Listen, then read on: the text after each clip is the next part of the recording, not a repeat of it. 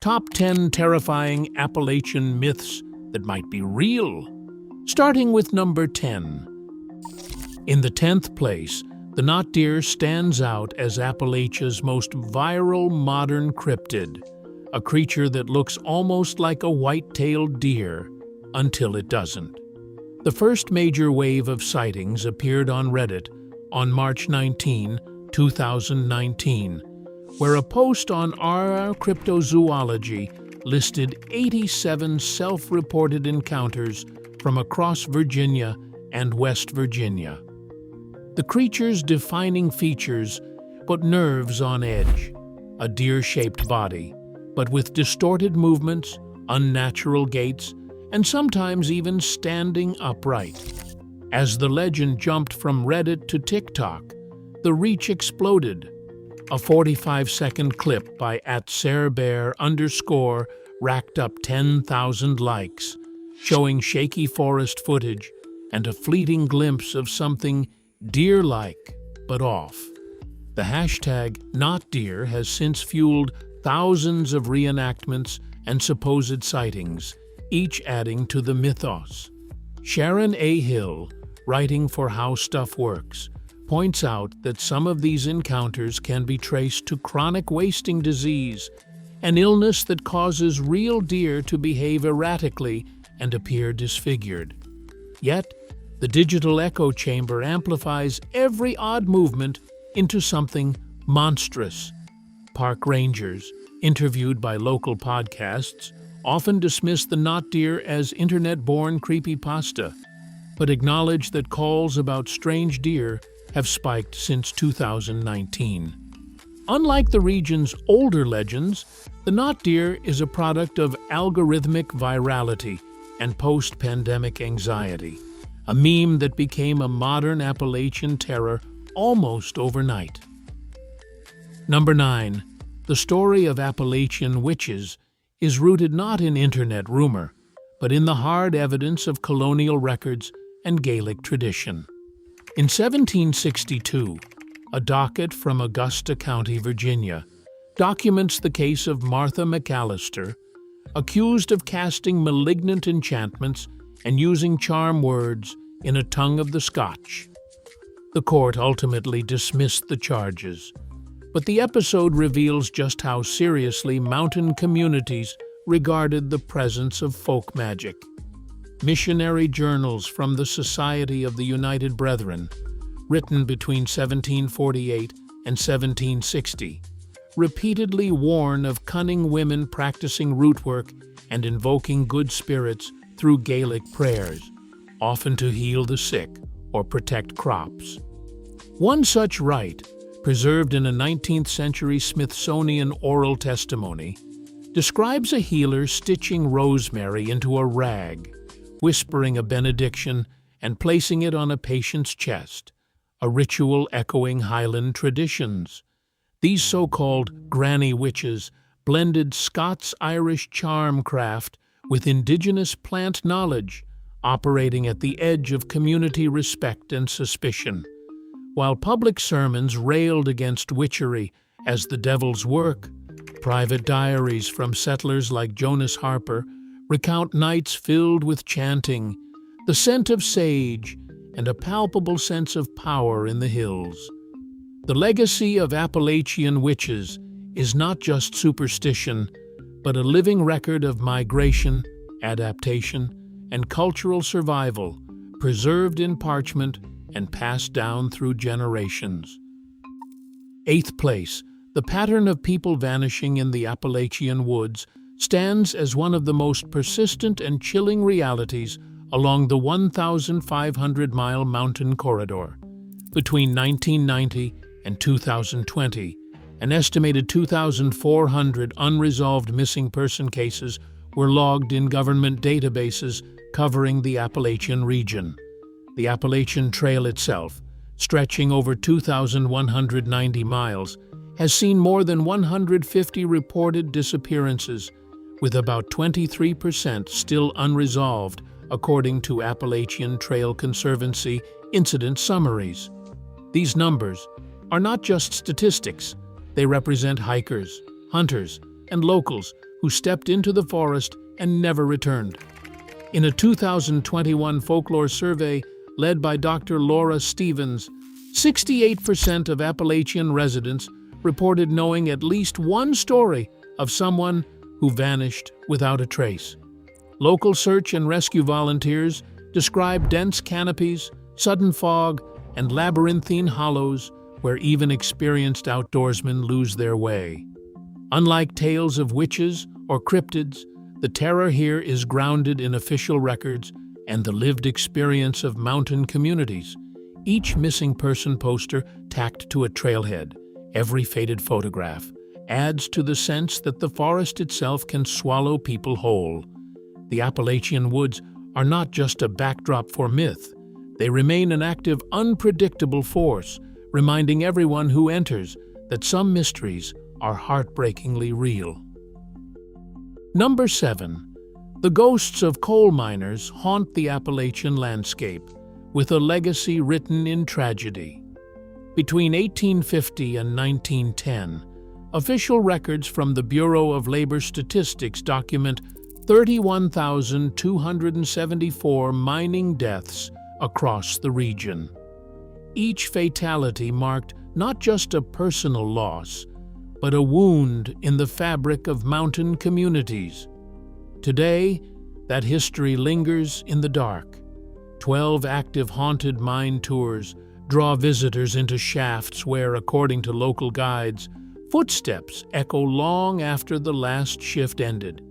West Virginia's mine safety reports catalog entire families shattered by explosions and cave-ins, fueling stories of restless spirits trapped underground. Oral histories keep these accounts alive. In a 2022 interview, the granddaughter of a miner described hearing the clang of a pickaxe reverberate through an abandoned shaft, a sound she swears belonged to her grandfather decades after his burial. These tales transform raw data into spectral presence, turning mass death into a supernatural warning. Unlike the uncertainty of modern disappearances, the ghosts of coal miners are anchored to specific sites, each abandoned tunnel a memorial, every whispered story a reminder that the mountains remember their dead. The sheer scale of loss and the persistence of these hauntings make this myth impossible to ignore. Number 6. The warning against whistling at night is woven into the daily rhythms of Appalachian life. Whispered from porches and echoed in family kitchens, it's more than superstition, it's a rule. In an 1889 column from The Mountaineer, a writer cautioned, "When you whistle after dark, the hills answer back, and not always with a friendly voice." That same chill lingers today. According to a 2020 regional folklore survey, 42% of Appalachian residents admit they avoid whistling after dusk, fearing what might respond. The roots of this taboo stretch deep. Cherokee oral tradition, as preserved by Elder William Eagle Spear, links the warning to spirits like the raven mocker, a being said to mimic human sounds to lure travelers. For many, the danger isn't a visible monster, but the idea that sound itself can summon the unseen. The act of whistling, so harmless in daylight, becomes a beacon for things best left undisturbed. Across generations, parents hush children with the same refrain, and even skeptics find themselves pausing before letting a tune slip out into the night air. In a landscape where the forest seems alive and the darkness never fully recedes, the silence after sunset is both protection and respect, a quiet agreement with whatever else might be listening. Number 5. The Appalachian forest is more than a backdrop for legends. It's a living, breathing force that shapes every myth in these mountains. In the Great Smoky Mountains National Park, core samples reveal eastern hemlocks and Fraser firs that have stood for over 5 centuries. These giants are not isolated relics. A landmark study published in Nature traced a single mycorrhizal fungal network connecting nearly 200 trees across 2 kilometers, allowing nutrients and chemical signals to flow beneath the soil surface. This hidden web blurs the line between individual trees and a communal organism, fueling the sense that the woods themselves are alive. For generations, locals have felt this presence. In 1923, a field collector in Laurel County, Kentucky, recorded a resident's words. "When the wind sighs through the old oaks, it feels as if the trees have eyes watching every traveler." That phrase, preserved in the University of Kentucky archives, captures a deep-rooted belief that the forest is sentient, aware, and perhaps even protective or predatory. The Appalachian woods, older than the Himalayas, are both scientifically remarkable and eerily unsettling personified. In this landscape, it's easy to imagine that the forest is not just a setting, but an active character, one that watches, remembers, and sometimes intervenes. Before stories of shapeshifters and prowling beasts, the living forest itself stands as Appalachia's most ancient and unsettling presence. Number 4. The legend of skinwalkers in Appalachia reveals how a terrifying myth can migrate and adapt far from its origins. Traditionally rooted in Navajo belief, skinwalkers are described as witches who can transform into animals, a concept known as Yinald Lushi in the Southwest. But in the last decade, this motif has taken on a new life in the Appalachian Mountains, carried by internet forums and digital storytelling. A 2018 study in the Folklore Journal traces the eastward movement of skinwalker stories, noting 27 reported encounters in the region, each describing a predatory, humanoid figure that shifts shape or moves with unnatural speed. One archived interview with Cherokee elder William Eaglespear, recorded in 1964, captures the chilling essence. Beasts wearing human skin walk these woods. They watch, and sometimes they follow.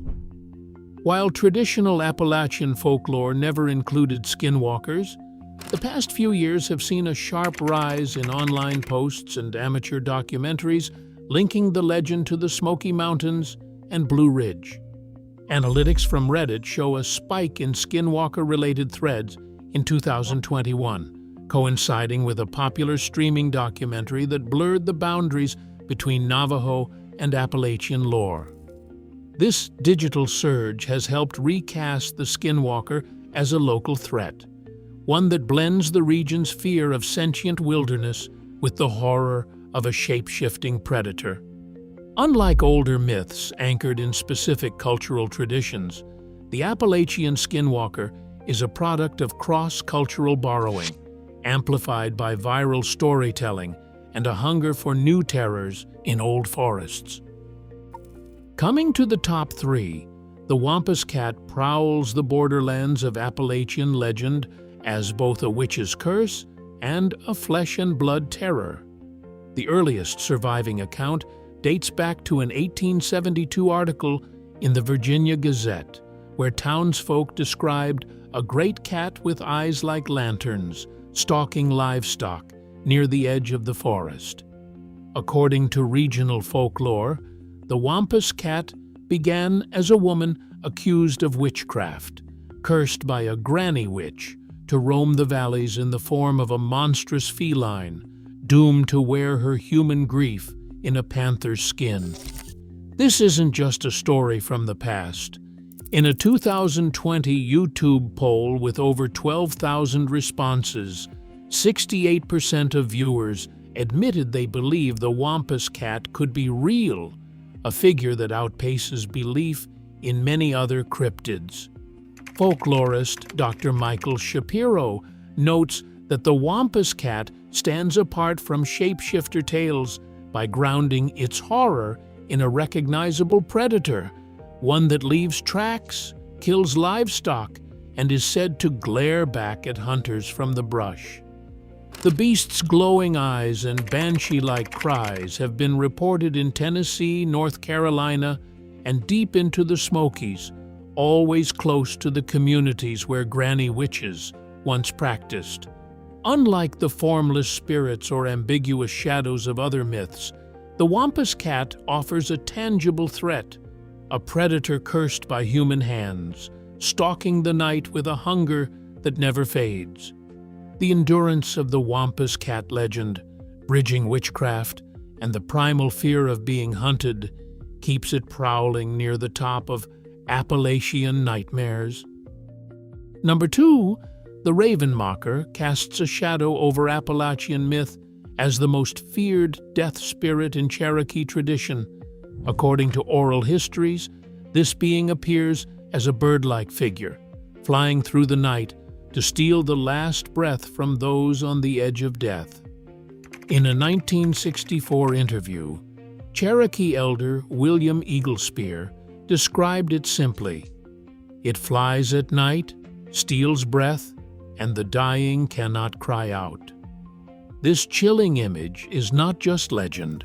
Between 1880 and 1930, at least 15 documented accounts from North Carolina and eastern Tennessee reference unexplained deaths or visions of a dark bird at the bedside of the dying.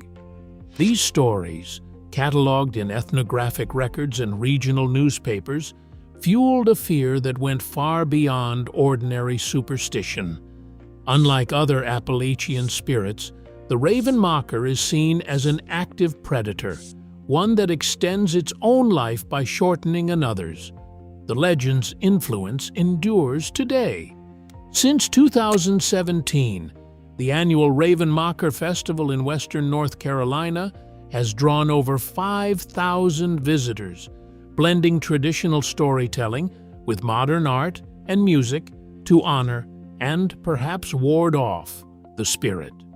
The myth's staying power comes from its roots in Cherokee cosmology, where respect for the dying is sacred and the boundary between life and death is perilously thin. As the countdown nears its end, the Raven Mocker stands as both a warning and a bridge to Appalachia's most iconic winged omen. And finally, in first place, the Mothman looms over Appalachian folklore with a presence that's both chilling and impossible to dismiss. The legend erupted in Point Pleasant, West Virginia, in November 1996, when local newspapers and police logs began recording reports of a winged, humanoid figure with glowing red eyes. Over the course of just 13 months, authorities documented 105 separate sightings, each one adding a new detail: massive wings, a piercing stare, a shadow that seemed to follow witnesses home. Then, on December 15 in 1967, the Silver Bridge spanning the Ohio River collapsed during rush hour, killing 46 people. The timing was too close for comfort.